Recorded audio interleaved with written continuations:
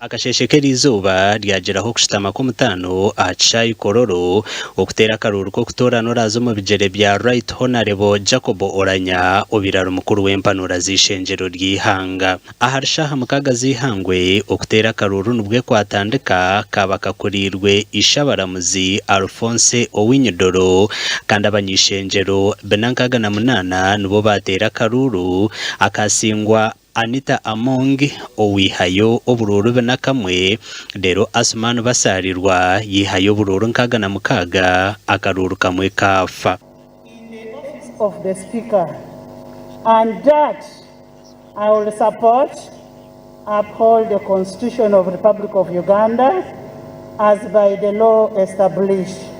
So help me God.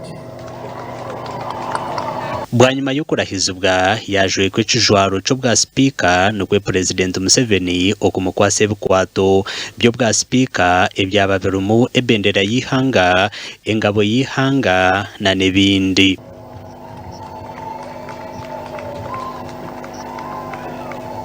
Democratic process. And I also want to thank my brother, my colleague, Honorable Basalirwa, for participating in this very democratic process. Thank you for participating. I take this singular honor to thank the former Speaker of Parliament for creating and leaving the legacy in Parliament of Uganda, Right Honorable Kadaga. Thank you. Thank you. Bwanyuma yo kuhamabwa nka speaker Anita Among yayongezayo urukiko edakika 5 okwetebekanisiza okuronda omuhwezi we.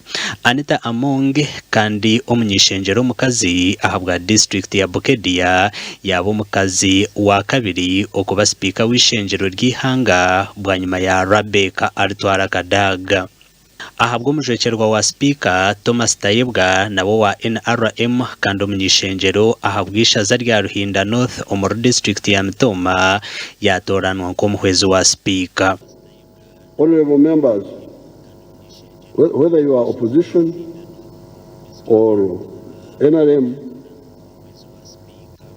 you should know that in order to succeed, you must work for the people. Thomas Tayebwa yihayo obururu bishatu nshanje na mwenda rero yabana hayana nawe Moses Okot Bitek owa FDC yihayo obururu 82.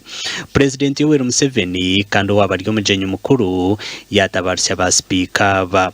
President Yoweri Museveni yagaruka yajumira bobona abatwire bagamba amakuru g'ekishobobo ngo Jacob Oranya bakamwita kandi ngo bona baza okwatwa. I would like to warn people who are in the habit of taking advantage of problems to make cheap politics. And actually we are going to go for them, because I have heard some people saying that, oh, some people killed Oranya. Oranya was killed. The police are going to come and say, okay, you tell us, you seem to have some information. Ahabwa TV West and Elias Rutugusa.